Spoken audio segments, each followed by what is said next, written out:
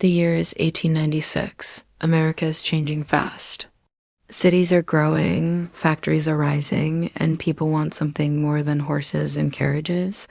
They want speed, power, freedom. They dream of a new machine that can take them anywhere, anytime. And that dream is spreading like wildfire. In Detroit, Michigan, small workshops are turning into great factories. Engineers and inventors work day and night to make that dream a reality. They're racing against time and each other to build the perfect car. Some will succeed, others will fail. But one man, Henry Ford, has a dream that will change the world. He wants to build a car that is not just fast and powerful, but affordable for everyone. He wants to put the freedom of the open road into the hands of the working families of America. But the powerful elites don't want this. They want to keep the car a luxury item for the rich. They laugh at Henry Ford's dream, but he doesn't care. He knows that the future of America is not in carriages, it's in cars. And he's going to make it happen. This is the story of how an ordinary man with an extraordinary dream changed the world forever. Coming soon. Welcome to Detroit, where the American dream was built, where the cars flowed like water and the factories roared like lions. But behind the shiny chrome and steel, there was a secret, a battle for control of the entire automobile industry. It started when Henry Ford, the father of the modern age, changed everything with the assembly line. But he was not the only one. Also in Detroit, Alfred Sloan was plotting his revenge. He believed that people wanted more than just one strong car. They wanted choices, cars in different colors and styles and prices. And he was right. Ford tried to fight back, but it was too late. GM took over. For a while, it seemed like Ford had lost everything. But then the Great Depression hit and people stopped buying cars. In the end, they both survived. And when World War II began, they both rose again, building tanks and jeeps and planes. It was the biggest battle of all, a fight to arm America and defeat the enemy. And when it was over, it was clear that the fight for America's roads had just begun. By the 1950s, cars were more than just machines. They were symbols of American power. Cities grew fast and highways cut across the land. The government invested billions in roads connecting coasts and states. It was called the Federal Aid Highway Act, and it changed everything. But with progress came danger. Small car makers couldn't keep up with the speed of change. Giants like General Motors, Ford, and Chrysler dominated, crushing their rivals with money, advertising, and endless new models. Yet even the giants faced new enemies. Safety became a loud cry. The book Unsafe at Any Speed by Ralph Nader shook America.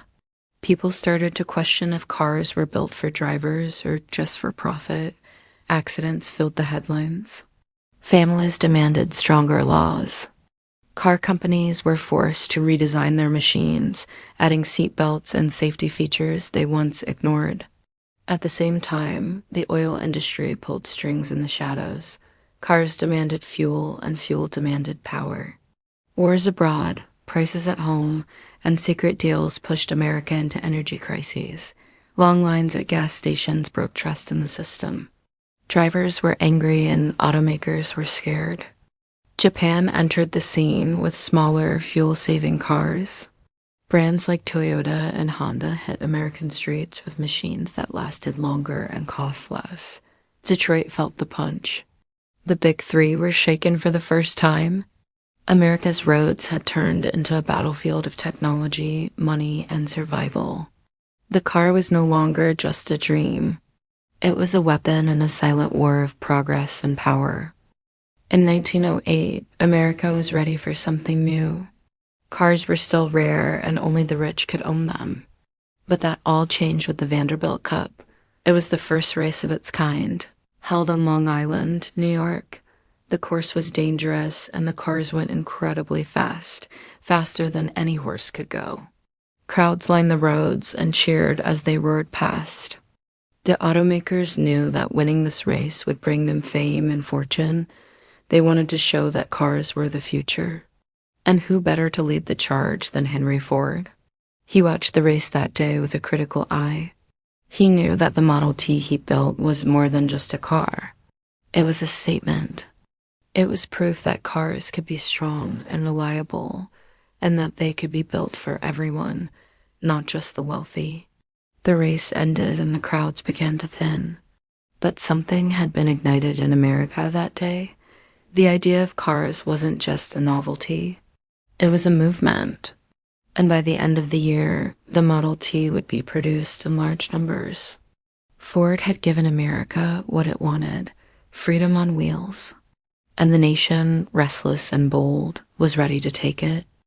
By the 1920s, America was changing faster than ever. Streets once filled with horse-drawn carriages were now buzzing with engines. Cities grew taller, highways stretched longer, and the smell of gasoline replaced hay and manure. Families embraced a new life, freedom on wheels. The Model T was no longer just a car. It was a symbol that dreams could turn into reality and that innovation could transform an entire nation. Henry Ford had started something bigger than anyone imagined. Other automakers followed.